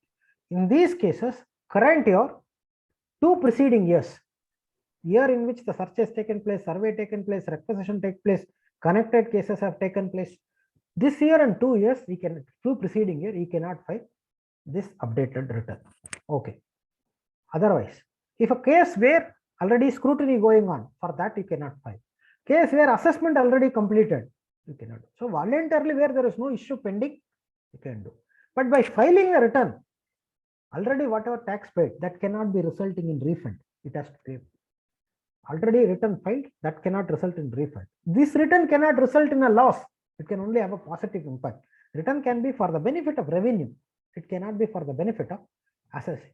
After filing this return, end of that financial year and 9 months, the return will be, the assessment in respect of that return will be completed. Very welcome proposition to that extent. But in real life scenario, after excluding all these things, who will file return? Now that we have AAR and AAS, annual information statement, followed by TAS, tax information summary.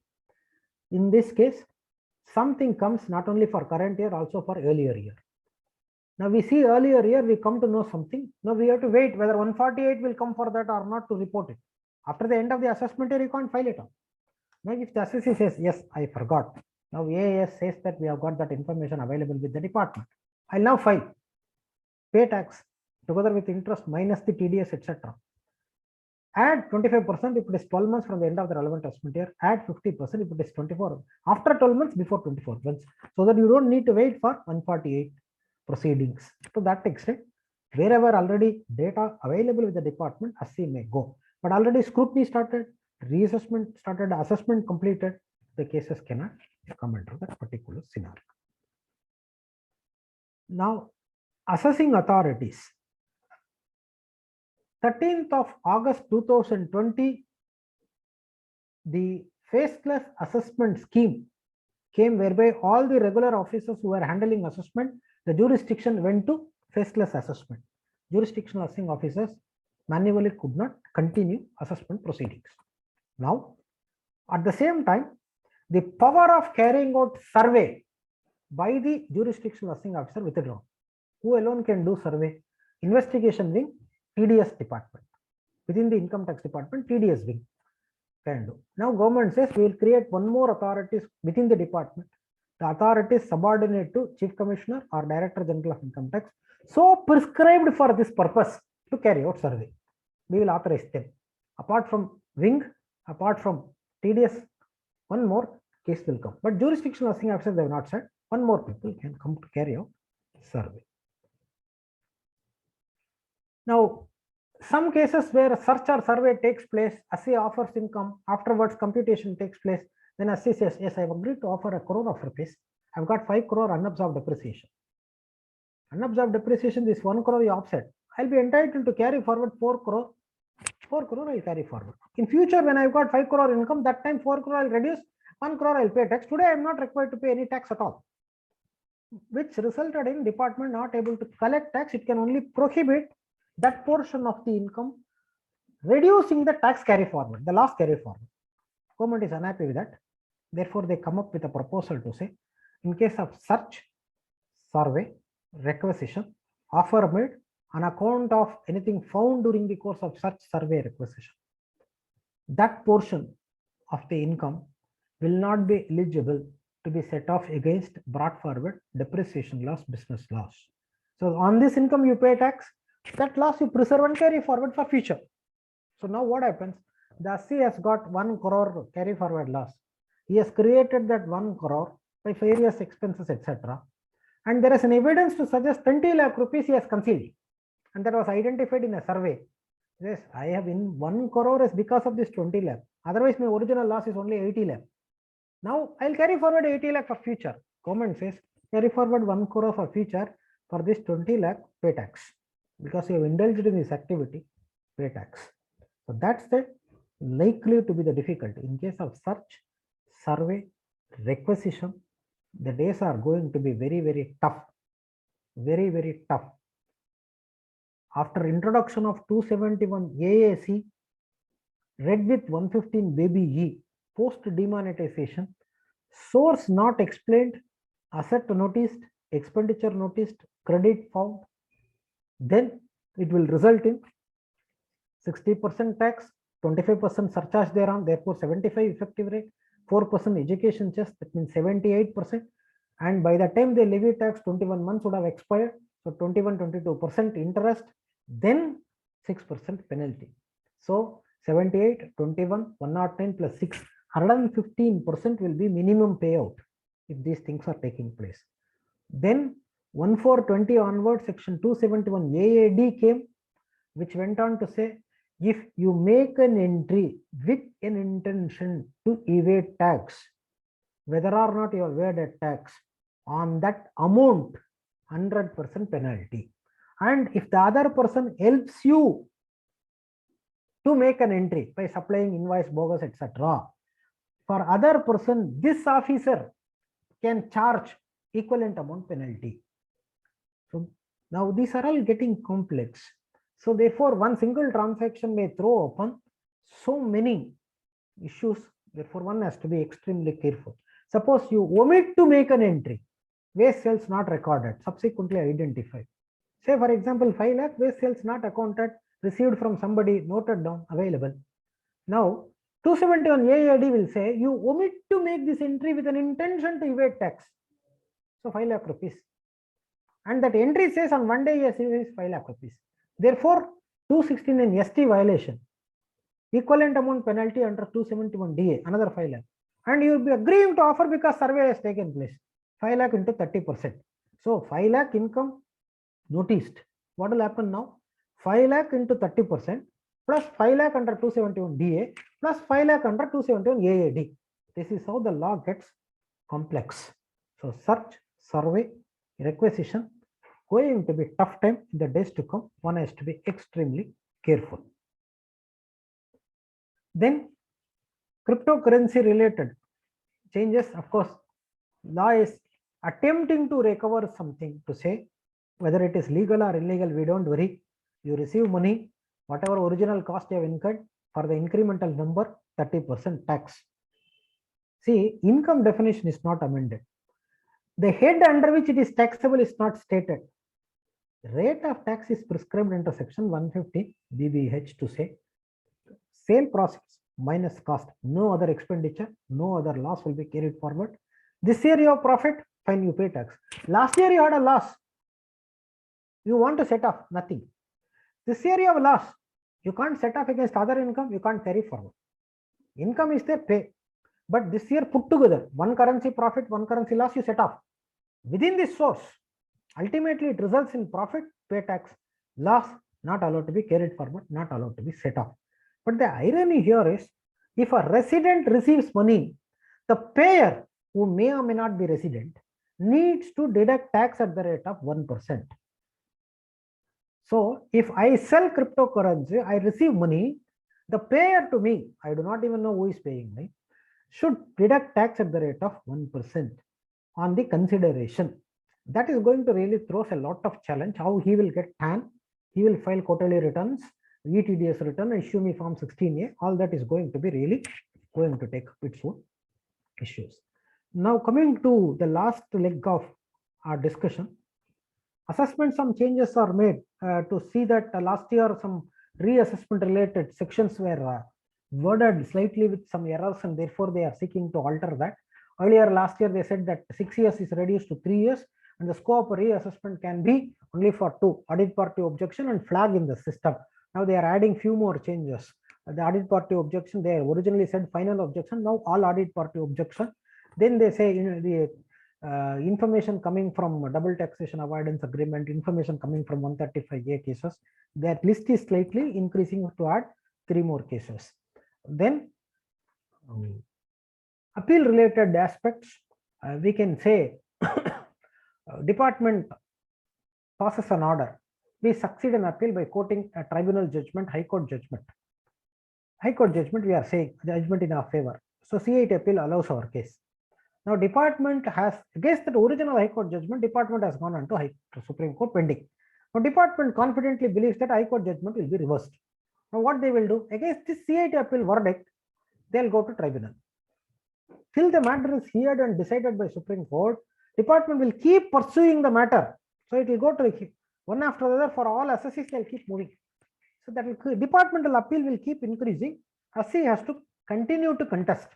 So what government says now, if the assessee has got a benefit at a lower level, which he relies on and got succeeded in tribunal, CIT appeal level, now the matter is pending before Supreme Court.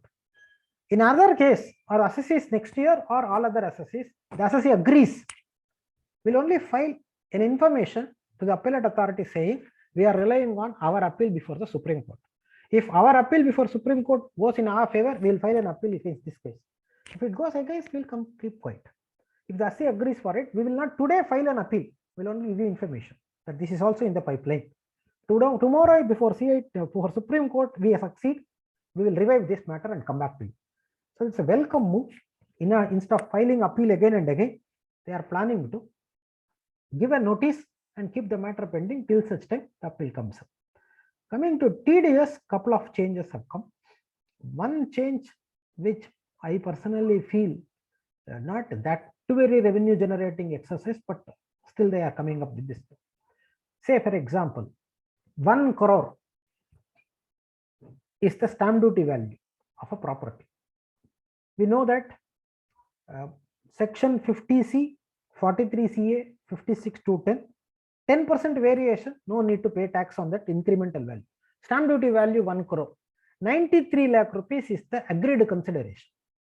So gap of 7 lakhs falling below 10%. Therefore, we don't need to offer guideline value. We have to offer only this 93 lakh transaction value. Now, a person paying 93 lakh to the seller of the property will deduct 1% only on 93 lakhs. Now, government says 93 lakh or 1 crore, whichever is higher, you have to deduct tax. Now, even though the taxable income computation, you have to reckon only 93, for TDS purpose, you have to take 1 crore and deduct 1% thereon. Now, the transaction value is 47 lakhs. Guideline value is 50 lakh 50,000. The gap is falling below 10%. Now, what the SC will say? My transaction value is falling below 50 lakh, therefore I will not deduct tax at all. The department says, see whichever is higher. If the any one of it crossing 50 lakh, deduct tax on it. Now, let us take another example. Transaction value 20 lakh, guideline value 25 lakh, both falling below 50 lakh. In which case, there is no need for TDS. So, guideline value or transaction value, whichever is higher, on which 1%. Only when both fall below 50 lakh, no TDS. Is a new change, but at least the 10% variation what is contemplated in 43CA, 50C, 56 to 10 need to be factored here. Otherwise, it will be amounting to levying tax on a component more than what otherwise is required to be paid by SSC. The next change is a change to the last year proposition. What is that? Last year, government came up with an idea. There are a couple of cases where SC would say, I have done a contract and received money from a main contractor. Main contractor will say, I've given subcontract to these people, 40 lakhs, 60 lakhs, 70 lakhs, 15 lakhs, 20 lakhs. And that other person will go and say, yeah, I've received less than 1 crore. I've drawn money. I'll go under 44 AD. Therefore, I'll offer 8%, 6% because it is received in check. No more questions. And now we work out the number. Say, for example, this case, 30 lakh rupees. Tax will be 1%, 30,000. So for 30 lakhs, 6%, 30 lakh, 3 lakh, 1.8 lakh or something. Suppose 60, 70 lakh cases, suppose 80 lakh rupees into 1%, 80,000. For 80 lakh rupees, you work out 6% and tax thereon. Tax will be more than this 80,000. You'll say, instead of filing a return and paying more tax, I'll tear off this TDS certificate, I'll not pay at all. I'll go away. So many cases where paltry TDS but tax liability is more, people did not care to file.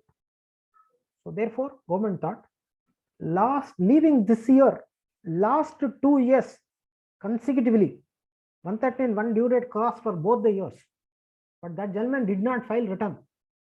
Then this year, you should not only deduct at the normal rate, twice of the normal rate, or 5%, whichever is higher, you will have to consider. Twice of the normal rate or 5%, whichever is higher, you will have to consider. That change came last year.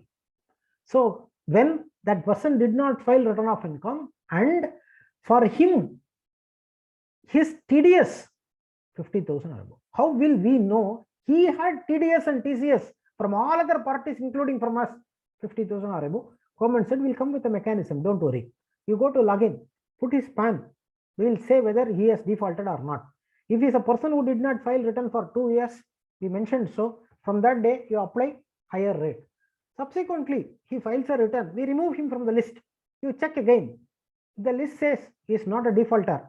From that day onwards, give normal rate. So the day 1 April 1st, you will give the database ready. On that day, you check. If he is not a defaulter, subsequently becomes a defaulter also, no problem. Next year, you check. Farewell. To some extent, it's a fair proceeding. But if it becomes a defaulter on first day, keep checking in between. Supposing he files return, the database gets updated. Thereafter, you are not required to deduct at a higher rate, deduct at a normal rate. That is for 2 years. Now, this year, that is not even settled. That law is under experimental mode, and now last year, June onward, July onwards, we were doing all these exercises. Now, this year, the 2 years he should have failed. That is now getting condensed to 1 year. If 1 year he failed to file return within 1 day, next year he will be ending up with higher TDS, provided his actual total TDS and TCS exceeded 50,000. So last year 2 years time was given. Now it is 1 year. So what happens ultimately? Everybody needs to file return within 139 one due date. Otherwise, they will land into this difficulty. Their payers will be exposed to deduct tax at a higher rate, whereby they will have to unnecessarily suffer. So that is what ultimately it is pushing to. But in real life scenario, educating everybody and making everybody file within the due date is going to be a tough time. Even if the software is going to be so robust and we are going to have very less time to spend to file return, even then it will take some more time to, at least this 2 years case can be given little more time for breather. Then it could be reduced to 1 year. Instead, 1 year itself, they are attempting to bring in. Then the next is, I've said 271 AAD, 271 AAC or 271 AAB. The law said assessing officer can levy penalty. Assessing officer doesn't levy penalty, but the assessee is already in appeal with some other issue for the same assessment. The commissioner appeal finds that it's a fit case for levy of penalty, but he cannot do. Therefore, the amendment proposes to say these three sections, even the commissioner appeals during the pendency of the appeal proceeding can initiate the proceeding. That's another change in penal provisions. And one other provision dealing with penalty, section 272A2 has listed 13 items: non-furnishing of TDS certificate to party, TCS certificate to party, non-furnishing of TDS returns, Form 16A, 12B, perquisite related forms, and responding to notices 133(6), etc. All forms, in which one form is 285B. People who are engaged in the business of taking films, cinematographic films, they have to file expenditure related forms. All the 13 instances, finally the law will say, if there is a failure to file these forms, for every day delay, 100 rupees penalty is payable. One among which is 285B. Now, our CAG said in its report, for the people engaged in entertainment industry, this 100 rupees per day of default is very minimal. We recommend to increase it to 500 rupees. That means only for 285B the recommendation should be. But for all the 13 cases, for all the 13 cases, that 100 rupees is proposed to be substituted for 500 rupees. I'll just give you one example as how the law could be draconian on this matter. One NBFC collected Form 15G, 15H from the depositors who claimed that there is no need to deduct tax on this. But unfortunately, they did not file it with the Commissioner of Income Tax. Subsequently, in one of the TDS inquiry, they came to know that this form was not filed, and subsequently they filed it. For 2 years, some failures were there. Now, there were 300 depositors giving this form. Now, the TDS officer said, you did not file form number 15G, 300 forms. First year, how much delay? 500 days. Second year, 150 days. So, 100 rupees per day. 500 days into 100 rupees, 50,000. Second year, 150 rupees, 50 days into 100 rupees. 15,000. 50,000, 15,000. Officer said, how much forms? First year, 300 form. For each form, 500 days delay. For each day delay, 100 rupees. That means 100 rupees into 500 days into 300 forms for first year. 100 rupees into 150 days into 300 forms second year. Matter went to Madras Tribunal. Assay said there is only one default. Department said there are 300 defaults each year. The Assay vehemently argued it's only one default. But the department said no. How can they say it is one default? We'll ask only one question. They obtained the form 15G at everybody from same day. They filed to the commissioner office same day. If they obtained on different dates, filed on different dates, for each form delay will be different. That means it is 300 default. It is not one default, it is 300 default. But tribunal on that ground, tribunal said department is right. But they said no, there is a reasonable cause for not filing, therefore we'll cancel the penalty. But imagine the consequence. Thank God subsequently amendment came in 272A itself to say, for out of the 13 instances, for TDS and TCS alone, the penalty leviable will be restricted to the extent of TDS element therein. Now, let us say, for example, a person has made 5 lakh deposit. This concern gives 12%. That means 60,000. Tax thereon will be 6,000. For not deducting 6,000, they obtain 15G. Now, let's say, for example, 500 days delay, 100 rupees for this one form, 50,000 penalty. For 6,000 rupees not deducting tax, if 50,000 is penalty, what Assay will say, I'll tear off this 15G. Then what happen? I have not obtained 15G. Then I have not deducted tax on 60,000. For not deducting tax of 60,000, maximum penalty will be 6,000. Why should I say I followed the law of obtaining 15G, but only did not file it? For that reason, 50,000 penalty. Instead, I say I have not even followed the law, therefore only 6,000 penalty. Meaning, person following law will have more penalty. Person partly following law have more penalty. Person not even following law will have lesser penalty. Therefore, this proposition came in the law, but out of 13 defaults, only for TDS and TCS alone, the penalty is pegged down to the extent of TDS. For the remaining cases, meter will keep running. Now that limit is proposed to be increased from 100 rupees to 500 rupees. There are a couple of other amendments which may not have wide level of utility. Therefore, I am not going to spend time on it. And to this extent, I would like to say these are all the points I would like to add from my side. And if there are any queries or anything clarification, we would like to spend time subject to organizers. I've been asked to spend time up to 7 o'clock. Therefore, it is 6:57. I'll stop at this stage. If there are anything which the organizers permit and queries are available, we'll take up. And once again, my sincere thanks to the organizers for giving me this opportunity, and my sincere request to hold another meeting after the finance bill becomes finance act, so that the audience would know what is the fine print of law which we should follow, which should educate our assessee to follow. Thank you one and all for the patient listening. Thank you, sir. Thank you, sir. Thank you, sir. Thank you very much. Thank you, Ramnath, sir, for your detailed and practical presentation on direct tax proposals. Now, I request the members, if there is any query, you can directly ask the speaker, or you can put it in the chat box also.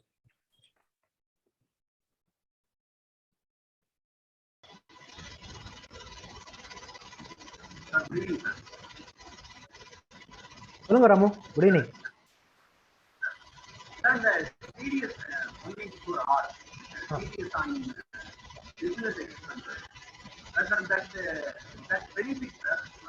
Voice is ரொம்ப ஃபிபிளா இருக்குது. Ramu voice ரொம்ப ஃபிபிளா இருக்கு. கூட ஏதோ sound கேக்குது. unable to hear your query.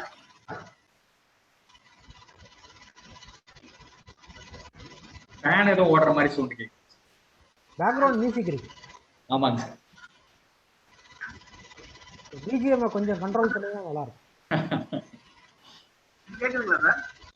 கேக்குது. பின்னால ஒரு சவுண்ட் மாதிரி இருக்கு. இப்போ கொஞ்சம் பெட்டரா இருக்கு. சொல்லுங்க please. Try to listen your query. I will type the message. Query sir. Type படிச்சிரீங்களா? ஆமா. நல்லது. I will send that any other person can ask the question. Okay. Sir Ramu type படிக்கிற வரைக்கும் வேற ஏதாவது query இருந்தா பாப்போம்.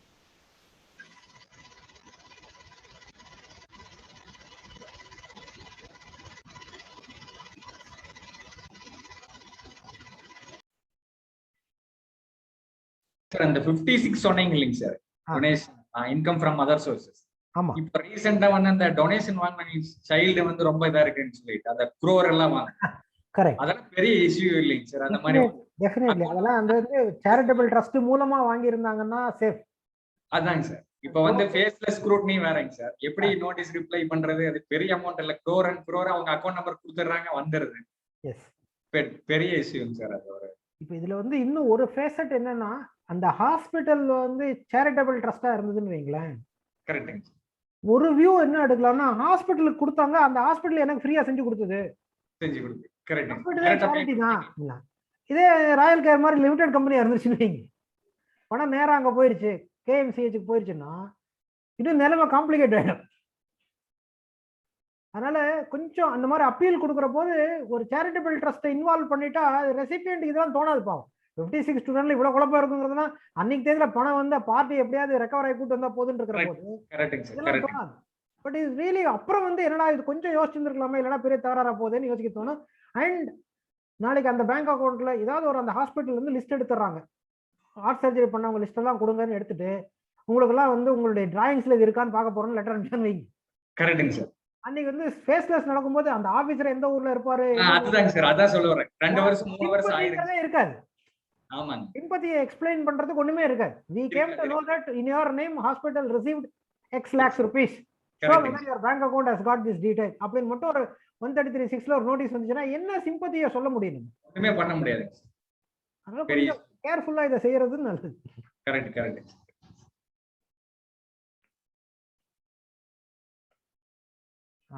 ராமுடைய क्वेश्चन வந்துருச்சு. My client firm, who is a dealer in a paint company, received voucher for foreign travel. The partners went on for the foreign travel. When the value of the foreign travel is taxable in the hands of the firm, or in the hands of the partner. இப்போ முதல்ல ராமு வந்து டாக்ஸபிள்னு ஒத்துக்கிட்டாரு. அப்புறம் தான் யார் tax கட்டுறதுங்கிறதுக்கு வர்றாரு. Tax கட்டலாங்கிற முடிவு பண்ணிட்டார். அது வரைக்கும் பிரச்சனை இல்லை. இப்போ அதை யார் கட்டுறது அப்படிங்கிறதுல மட்டும்தான் பிரச்சனை. இந்த ஃபேர்ம்ல வந்து நிறைய காம்பினேஷன்ஸ் இருக்கு. ஹஸ்பண்ட் ஒய்ஃப் மட்டும்தான் பார்ட்னரா இருந்தால் இந்த பிரச்சனையே இல்லை. நம்ம ஊர்ல பெரும்பாலான ஃபேர்ம்ல ஹஸ்பண்ட் ஒய்ஃப் மட்டும்தான் இருந்தாங்கன்னா ப்ராப்ளம் இருக்காது. கூட நண்பர்களா இருந்தால் தான் தகராறு ஸ்டார்ட் ஆகும். போனது ஒருத்தரா இருப்பாரு, ஃபேர்ம் கட்டணுமா அவர் மட்டும் கட்டணுமா அப்படிங்கிற பஞ்சாயத்துலாம் அதிகமாகும். நவ் எஃபெக்டிவ்லி இந்த ஃபாரின் ட்ரூல் வவுச்சர் அப்படிங்கிறதுல வெறும் ப்ளஷர் ட்ரிப் மட்டும்தான் இருக்குன்னு வைங்க. அங்கே ஒரு மீட்டிங் நடத்தி எல்லா டீலரையும் வர சொல்லாம ஒவ்வொருத்தருக்கும் ஒவ்வொரு ட்ரிப்புக்கு ஒவ்வொரு ஏரியாவுக்கு டீலர் வவுச்சர் கொடுத்து ஒருத்தர் மலேசியா போங்க, ஒருத்தர் ஒவ்வொரு ஊருக்கு போகணும்னு அனுப்பியிருந்தாங்கன்னா பிசினஸ் ட்ரிப்னு ப்ரூவ் பண்றது எக்ஸ்ட்ரீம்லி டிஃபிகல்ட். ப்ளஷர் ட்ரிப்பா தான் இருக்கும். ப்ளஷர் ட்ரிப்பா போயிடுச்சுன்னா நவ் யார் இந்த பிசினஸை எக்ஸசைஸ் பண்ணி ரிசீவ் பண்றாங்க அப்படிங்கும்போது முதல்ல இதை வந்து பிசினஸ் பண்றது பார்ட்னர்ஷிப் ஃபார்ம். ஸோ பார்ட்னர்ஷிப் ஃபார்முக்கு முதல்ல இது இன்கம் ஆகும். சரி, பார்ட்னர்ஷிப் ஃபார்ம் இதை ரிசீவ் பண்ணதுக்கு பிறகு பார்ட்னர்ஷிப் ஒரு உருவம் இல்லாத அருவம். இது எப்படி இந்த பெனிஃபிட்டை என்ஜாய் பண்ணிருக்க முடியும்? ஒரு இண்டிவிஜுவல் தான் ஃபாரின் ட்ரிப்பை என்ஜாய் பண்ண முடியும். இப்போ ஃபார்ம் என்ன சொல்லும்? I received a purpose, I forward to my employee or a பார்ட்னர்னு சொல்லும். இப்போ ஃபார்மை பொறுத்த வரைக்கும் received and returned to somebody else. இப்போ ஃபார்முக்கு ஒரு இன்கம் ஒரு எக்ஸ்பென்ஸ். இப்போ ஃபார்மை பொறுத்த வரைக்கும் இன்கமும் இருக்கு, எக்ஸ்பென்ஸும் அதே அளவுக்கு ஆயிடுச்சு. ஃபார்ம் தப்பிச்சிடும். இப்போ அல்டிமேட்லி யார் வாங்க, யார் இதை என்ஜாய் பண்ணா பிசிக்கலா அவங்களுக்கு தான் வரும், அவங்களுக்கு தான் இது நிற்கும். பட் ஃபார்மை பொறுத்த வரைக்கும் it's a perquisite, equally it's a perquisite provided. Foreign ட்ரிப்பை ஒரு பார்ட்னர்ஷிப் ஃபார்ம் என்ஜாய் பண்ண முடியாது. ஆட்டோமேட்டிக்கா it will be chargeable in the hands of the recipient partner. 2 section 2 clause 24 subclause 4 Sureka Kothari Madras High Court judgment.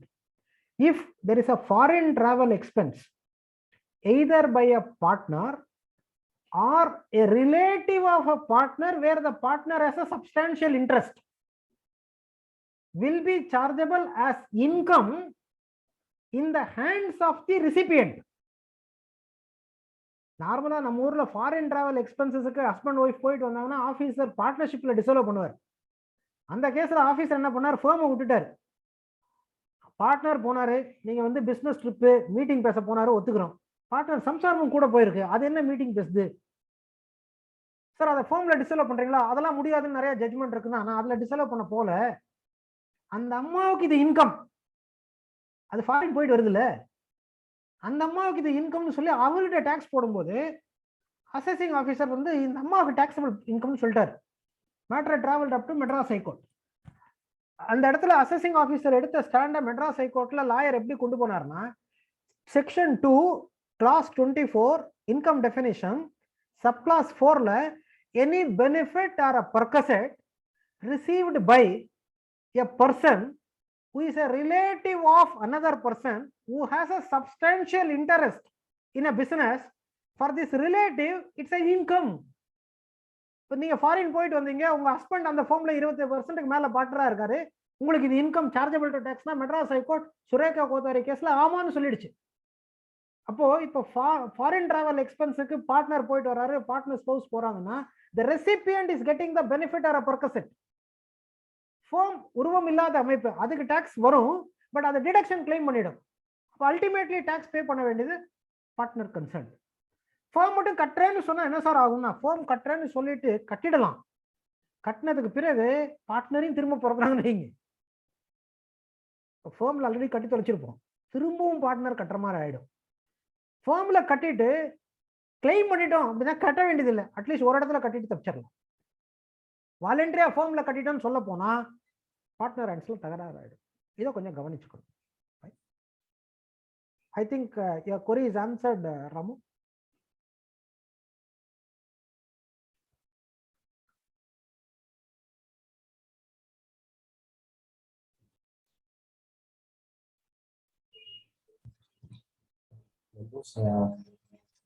Is there any other question?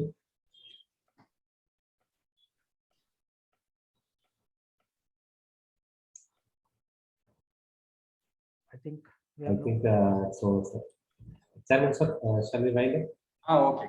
Thank you, sir. Ramnath, sir. Thank you, sir. It's my pleasure. Thank you, one and all. Have a safe time. Thank you. Thank you, Ramnath sir, for readily accepting our invitation and presenting a wonderful presentation on indirect tax proposals. And I once again thank all the members who participated in the meeting and the branch staffs for arranging this meeting. Thank you, one and all. Have a good day. Thank you. Thank you, sir.